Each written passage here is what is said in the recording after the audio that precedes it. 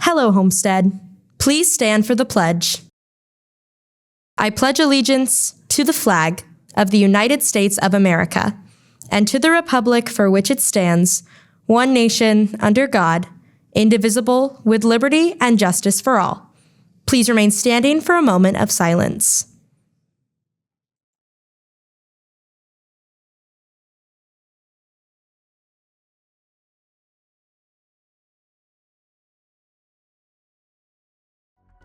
From Homestead Media, this is HHS In-Depth.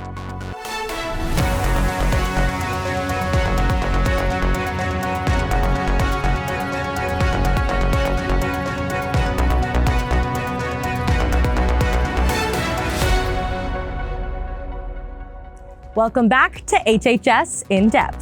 On today's show, reporter Madison Rosine brings us a story about Mrs. Lorenz's new job as a homestead administrative assistant. Then Justin Estrada gives us a little more insight on what a teacher assistant does and how you can become one.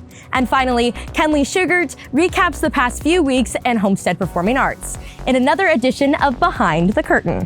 All this and so much more only on today's episode of HHS In-Depth.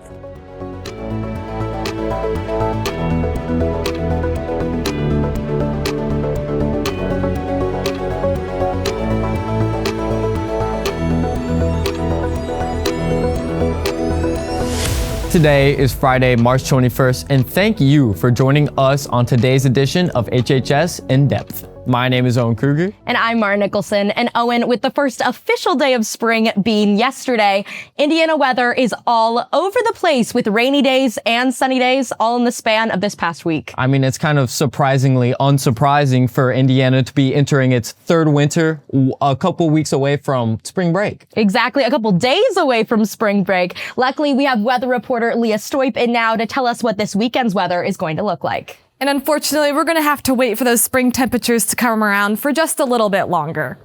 Today, expect cloudy skies with a high of 54 and a low of 38. The cool temperatures will stick around for the rest of the weekend, with Saturday having a high of 42 and a low of 25. Sunday finishes off the weekend with a high of 48, a low of 35, and rain showers in the evening. So you'll need to keep your winter coat out for just a little while longer. I'll be back later in the show with what we can expect for next week. Leah Stoip, HHS In-Depth. And now we go beyond Homestead. This past Tuesday, 2 American astronauts returned home after spending 9 months aboard the International Space Station in a trip that was only meant to last 1 week. 59-year-old Suni Williams and 62-year-old Butch Wilmore were both a part of Boeing's first mission involving astronauts back in June of 2024. However, they were not allowed to fly back home due to faulty thrusters with the capsule that brought them to the station. Although being stranded in space may sound like a nightmare come true, the 2 veterans made the most of their situation, acting as any other astronaut on the station would by conducting experiments and performing routine maintenance checks. Their return alongside 2 other crew members, despite being shrouded in suspicions of political influence, has been celebrated by those all around the world. In other news, the ceasefire between Israel and Palestine was broken this past Tuesday as Israeli fighter jets bombarded the Gaza Strip. The ceasefire was created months prior back in January, and since then, there has been numerous minor attacks against both sides. However, the scale of this most recent attack almost certainly prevents any chance of the ceasefire standing.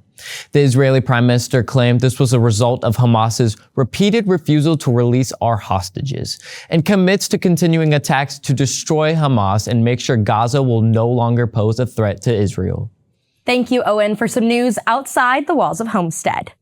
This semester, you may have noticed a change in your roster when it came to study hall teachers. In with us now is reporter Madison Rosine to give us the inside scoop as to why this might be and how it has affected Mrs. Lorenz.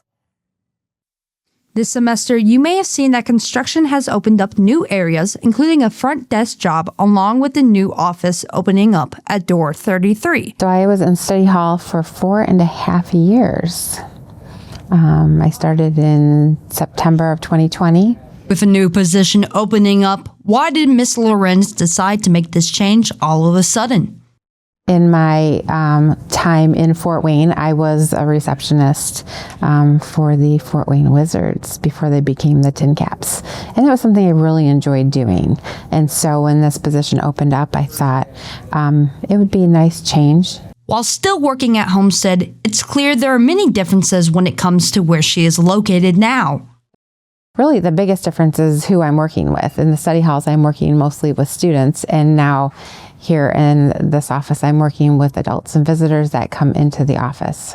I got to know a lot of kids, and I don't see nearly as many. Every once in a while, I get someone to walk by the door and give me a wave, or I'll have some come in and visit me. If you're ever walking by the office or happen to stop in, make sure to give Miss Lorenz a little wave. Madison Rosine, HHS In-Depth. Thank you for the story, Madison. Stick around, more HHS In-Depth is coming up next.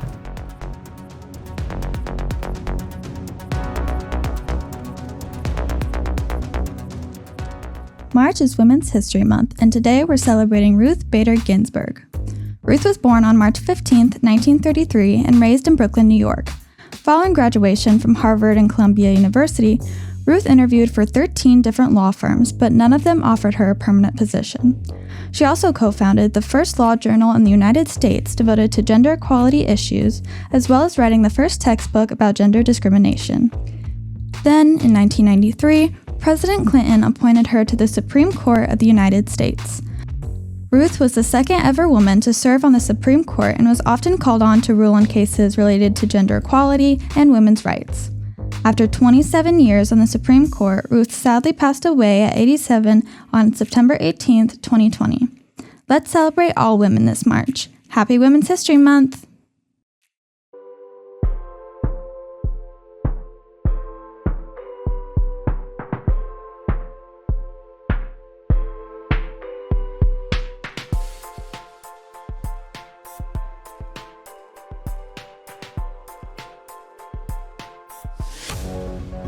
Welcome back to HHS In-Depth. Last Thursday, 10 Homestead students left Fort Wayne to participate and compete in a 3-day convention hosted on IU's campus in Bloomington. The Indiana Junior Classical League served to encourage an interest in and an appreciation of the language, literature, and culture of ancient Greece and Rome. HHS In-Depth reporter Bryce Lovar sat down with Homestead senior and outgoing IJCL second vice president Katie Shannon to hear more about what being involved in the organization means to her. It's just been another way to be involved with the classics in Latin and fill your Saturdays and hang out with friends and be more involved in academics. There's different graphic arts, there's creative arts, there's academic testing, there's the elections, there's pretty much anything for everybody. There's different colloquia, which are like sessions that people can go watch at a professor or some kind of expert talk about something specific with Greek or Latin. A highlight this year was winning first in sweepstakes, and also I personally won some awards, which was fun too. And I was really excited to see some of our incoming freshmen win a lot of things and be elected. Homestead's IJCL chapter members shared an extremely successful year, placing 95 top 10s in individual categories up against 165 students from 12 other schools across the state. Brishti Adhikari, Arabella Marquelling, Katie Shannon, Ella Smith, Annabelle Thurman, and Hannah Zandarsky each earned themselves at least one first-place award, and Sophia Hill and Brishti Adhikari were selected into officer positions for the 2025-2026 school year. Congratulations, Spartans! Homestead will be hosting Floria and IJCL Kurtaman competition next month. If you wish to bring a guest to prom on Saturday, April 19th, you will need to complete a guest request form, which is available outside of the discipline office. Please plan ahead because the form requires signatures from a variety of people. Completed forms are due by 3 p.m. on Friday, April 11th, and the late submissions will not be accepted. Don't wait. Secure your guest spot today. If you are still looking for a prom dress or just want to experience a little bit of princess treatment, the Grand Wayne Center is hosting their annual Cinderella Dress Day tomorrow from 8 a.m. to 2 p.m. All you need to do is show up, pick out a few dresses, and show an attendant your ID at the counter, and you will get them for free. The organization's goal with the Cinderella Project is to help alleviate some of the costs for prom by providing free dresses to the community as a form of empowerment and to instill self-confidence and self-worth in high school students. Homestead's annual Riley Dance Marathon is tonight, an event filled with music, games, and fun all evening long, all while raising money for the kids at Riley's Children's Hospital. Here's more of what you need to know for the event tonight. Tonight is our annual Riley Dance Marathon. Admission will be $15 and it will include a t-shirt. Food and drink will be for purchase, as well as games and auction items will be there as well. Our Champions Together dance team will be performing halfway through the night as well. The event should be really fun, so please come out and support this great cause. Make sure not to miss out on this exciting event for a great cause. Students, the last day to purchase a yearbook at the price of $65 is next Tuesday. Starting next Wednesday, the price will increase to $75. You can order a yearbook at yearbookforever.com. If you want to check to see if one has already been ordered in your name, email Miss Barrett at the email address shown here. This past Saturday, Homestead students raised almost $2,000 for the Leukemia and Lymphoma Society during a fundraising pickleball tournament. The tournament was hosted by the Interact Club alongside the Fun for Fight LLS team. For $50 per team fee, 24 teams of students, parents, and community members gathered to play for the cause of raising money to cure blood cancer and improve the life quality of patients and families. Congratulations to all participants for making a difference in the lives of those battling blood cancer. Looking for a fun and rewarding way to earn volunteer hours? Sign up to help with our special needs soccer program at the Jorgensen's YMCA. Volunteers will assist kids with simple drills like passing, shooting, and goal making, and join in the fun for games afterwards. No soccer experience is needed, just a willingness to help and have fun. This program is from 12:30 to 1:30 on Saturdays through April 19th at the Jorgensen YMCA. We welcome all volunteers and stress that we need volunteers. If we don't have volunteers like you, then we can't put on this amazing opportunity. We would love to see you there. The program runs until April 19th. You don't have to commit to every weekend, just go when you can. If interested, a sign-up link is available in the QR code inside the graphic. Earlier this week, over 6 sessions from Monday through Wednesday, Ted Weesey, one of America's top youth leadership speakers, worked with hundreds of Homestead students, teaching them how to unlock their potential as leaders. It's very like a very interactive leadership development program. And I introduce activities that allow students to participate in activities that develop their leadership skills and practice their leadership skills. I want students to understand that they can make a positive difference, and they can do it through their leadership in whatever they're involved in, whether it be athletics, academics, musical, band, whatever activities they're involved with. I want them to understand that they can make a positive impact through their leadership skills. This marks Ted's 5th conference for Homestead students, having previously led sessions in 2014, 2016, 2018, 2021, and now in 2025. Latinos Count hosted a record-breaking turnout for its Positive Pathways career fair at Purdue Fort Wayne on Tuesday.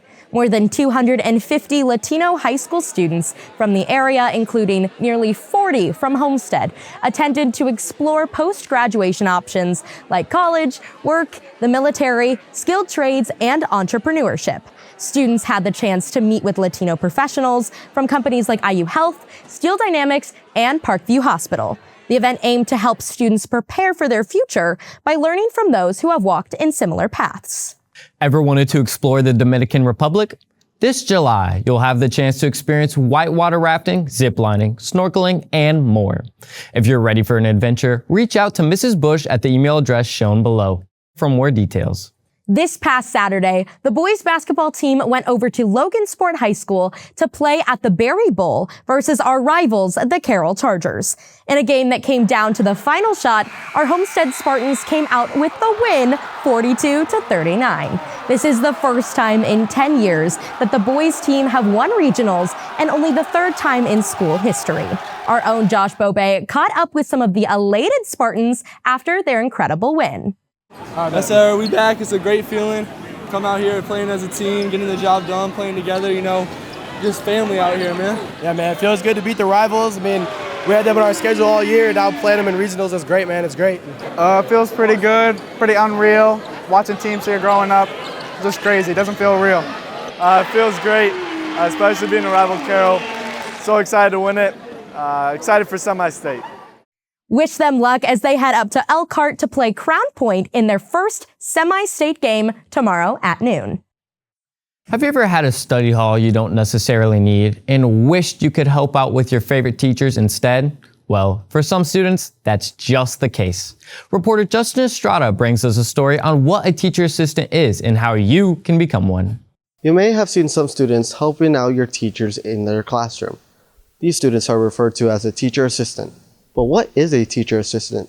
So a student assistant is just, it's exactly how it sounds. A student who goes to help out with a teacher, and that could be whatever teacher of your choice, either your English teacher, it can even be a study hall teacher. Sometimes they can assist students if you know what you're doing in that class, and basically just giving what the teacher needs in that class period for them to continue teaching. Being a teacher's assistant has many advantages other than helping teachers you have a good relationship with already. So I would say a really good benefit of being a teaching assistant is the experience that you get from it, especially if you're wanting to go into being a teacher. You bond with that teacher more. Even if you already have a good bond with them, you just create a stronger bond.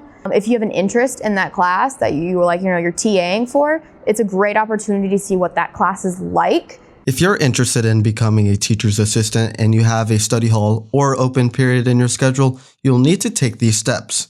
First off, talk to a teacher about wanting to become their teacher assistant.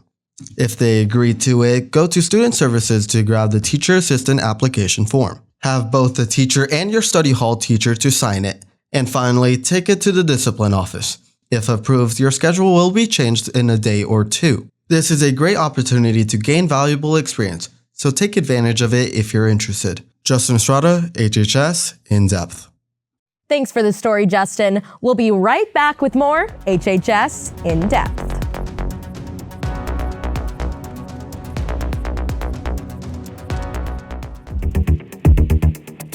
After a weekend with highs in the upper 40s and 50s, Monday will start out the week a little cooler, with a high of 42 and a low of 28.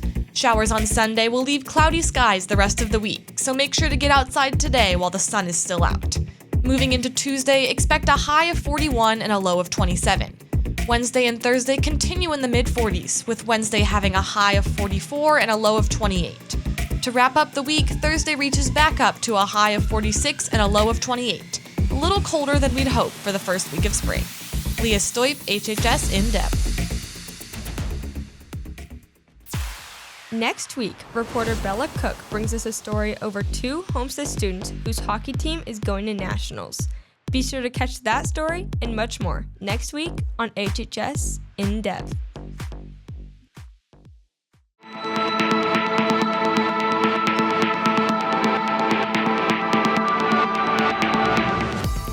Welcome to Behind the Curtain. I'm Kenley Sugar. This week was full of thrilling events for the Homestead Performing Arts Department. Starting off with Homestead's dance team having their final competition of the season at the Solo and Ensemble State Competition at Crawfordsville High School. Their large and junior ensembles placed third, while the duet between Ellie Bilodeau and Ashi Jane claimed a state championship. Congrats on an amazing season, ladies. Homestead show choirs took a trip to the Big Apple to enjoy a few days of fun before traveling to West Virginia to perform in the Herbert Hoover Show Choir Competition. Class Royale won second place along with People's Choice, Best Bass Soloist, and Best Treble Soloist, while Elite won fourth as well as an award for Best Set Design and Crew. Additional awards go to Josh Moody and Liz Carroll for Best Male and Female Soloists. Congratulations to everyone. Going along with show choir, don't miss their annual cabaret night on tomorrow right here at Homestead. The silent auction starts at 6 p.m. and the performances will start at 8 p.m. This is a must-see event. Indoor percussion competed at Noblesville High School last weekend and won first place in the Scholastic A division. They're competing again tomorrow at 9:30 a.m. at Avon. Good luck, everyone.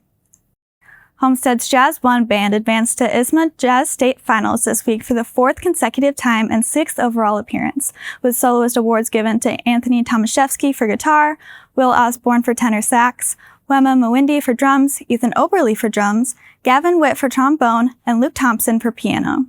The band performs tonight at 8:58 p.m. at Pike High School in Indianapolis. Good luck to our Spartan musicians as they compete for the state title. In other upcoming performances, the Winter Guard will be competing at Center Grove High School for their state competition. You can watch them perform at 4:50 p.m. tomorrow. If you see any Winter Guard members in the halls, make sure to wish them luck. That wraps up this past week of Performing Arts. For more updates, be on the lookout for future performing arts news on the next edition of Behind the Curtain. Kenley Sugar, HHS In-Depth. Owen, Mara, back to you. Thank you, Kenley. And thank all of you for watching our show today. Make sure to follow our socials to keep up with the latest news from Homestead Media. We look forward to seeing you again next week for another episode of HHS In-Depth. Enjoy your weekend, Homestead.